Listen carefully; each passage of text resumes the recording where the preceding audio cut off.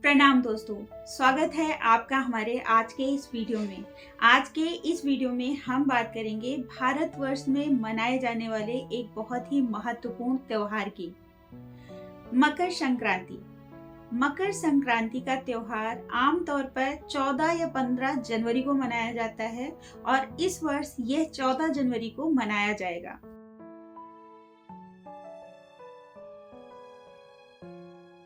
संपूर्ण भारत में अलग अलग स्थानों पर इसे अलग अलग नाम से जाना जाता है।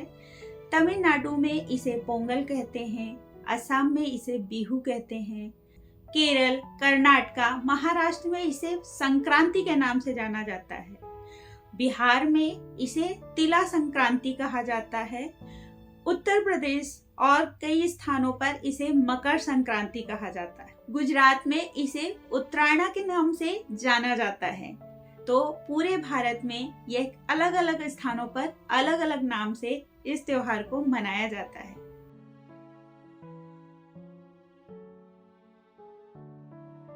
मकर संक्रांति सूर्य की उपासना का त्योहार है और यह त्योहार जब सूर्य धनु राशि से मकर राशि में प्रवेश करता है तब उस दिन मनाया जाता है, इसीलिए इसे उत्तरायण भी कहते हैं।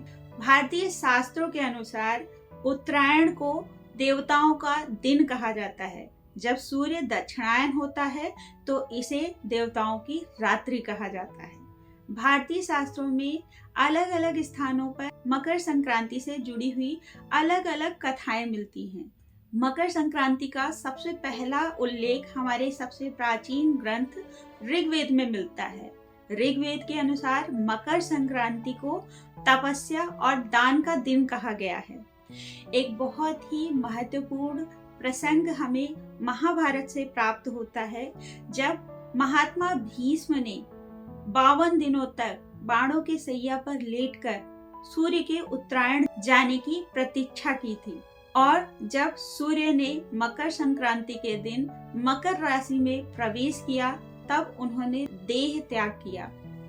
एक अन्य बहुत ही महत्वपूर्ण कथा के अनुसार महाराज भगीरथ के हजारों वर्षों की तपस्या के बाद जब माता गंगा ने भगवान शिव की जटा से होते हुए पृथ्वी पर आगमन किया, तब महात्मा भगीरथ के पीछे पीछे कपिल मुनि के आश्रम होते हुए माँ गंगा ने इसी दिन गंगा सागर में प्रवेश किया था, जिससे महात्मा भगीरथ के पूर्वजों का तर्पण संपन्न हो सका।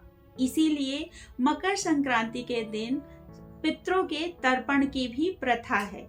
इस दिन गंगा सागर में जाकर अपने पितरों के नाम का तर्पण करना बहुत ही शुभ माना जाता है। मकर संक्रांति के दिन गंगा स्नान करना, दान में विशेषकर खाने पीने पहनने के वस्तुओं का दान करना बहुत ही उत्तम माना जाता है। मकर संक्रांति का त्योहार हमें किस प्रकार से मनाना चाहिए? तो मकर संक्रांति का त्योहार, जैसा कि मैं पहले ही बता चुकी हूँ कि भारत के अलग अलग स्थानों पर अलग अलग प्रकार से सेलिब्रेट किया जाता है। तो उत्तर भारत में इसे विशेष तौर पर गंगा स्नान के साथ प्रारंभ किया जाता है। इस दिन साधक स्नान करते हैं, ध्यान करते हैं, दान करते हैं। दान में आप तिल, गुड़, अनाज, काले उड़द का दान बहुत ही उत्तम माना जाता है। इस दिन गर्म वस्त्रों का भी दान किया जाता है, जो कि बहुत ही अच्छा है। यदि कोई आर्थिक रूप से इतना संपन्न नहीं है कि वह अपने लिए उचित प्रकार से गर्म कपड़ों की व्यवस्था कर सके, तो इस दिन यदि आप ऐसे व्यक्तियों की मदद के लिए आप गर्म कपड़े, कंबल आदि वस्तुओं का दान करते हैं तो यह आपके लिए बहुत ही उत्तम और शुभ माना जाता है। उत्तर भारत में इसे खिचड़ी संक्रांति के नाम से भी जाना जाता है। मकर संक्रांति के दिन प्रातःकाल गंगा स्नान के बाद ध्यान और पूजन अर्चन करना चाहिए। प्रयास करें किसी न किसी मंदिर में जाकर आप ईश्वर के दर्शन, आराधना, सेवा, साधना कर सकते हैं। इस दिन तिल और गुड़ से बना हुआ भोजन खुद भी करना चाहिए और इसे दान भी करना चाहिए। यह बहुत ही उत्तम माना जाता है। दान में काले और सफेद तिलों का बहुत महत्व है। भारतीय ज्योतिष के अनुसार मकर संक्रांति का दिन हमारे ऊर्जा को प्रकाशित करने का दिन है।